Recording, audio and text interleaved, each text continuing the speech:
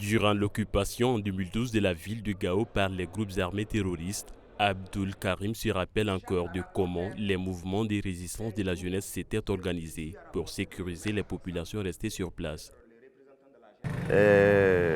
En 2012, quand notre région a été occupée par des séparatistes, on était là quand l'armée faisait son retrait. Il n'y avait aucun soutien.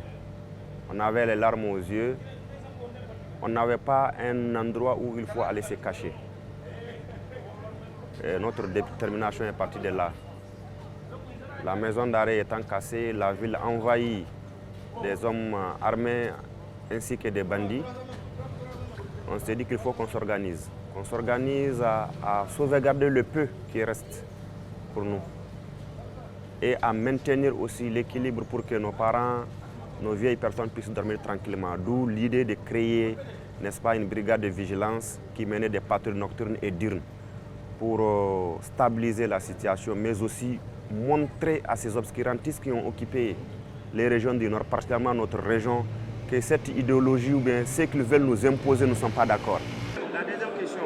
Plus de 10 ans après, il participe aux travaux des phases régionales des États généraux de la jeunesse organisés par les autorités de la transition. Parmi ses propositions, la refondation des instances régionales de la jeunesse. La fêtière qui est le Conseil national de la jeunesse a été politisée, d'où chaque fois qu'il faut faire des mises en place, n'est-ce pas, des instances au niveau commune, au niveau région, au niveau cercle, c'est des difficultés. Au niveau région, au niveau national, c'est des difficultés. Souvent, ça termine même par des morts d'hommes. Il faut forcément qu'une loi soit votée au nom des jeunes et que cette loi puisse être mise en œuvre et respectée par tout le monde. Une loi pour mieux organiser la fêtière, mais aussi pour mieux responsabiliser la jeunesse. Les postes politiques sont occupés par nos aînés. Partout, on est au début, au milieu et à la fin de tout ce qui se passe. Il faut que les jeunes puissent être au cœur de toutes les grandes décisions de la nation.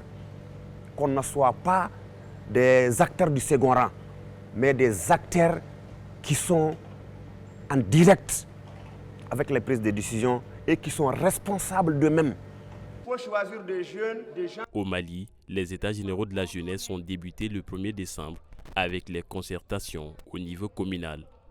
La phase nationale est prévue les 21 et 22 décembre à Bamako. L'objectif, selon les autorités, est de faire un état des lieux, de proposer des réponses aux défis des jeunes en vue de les mettre au cœur de la refondation de l'État.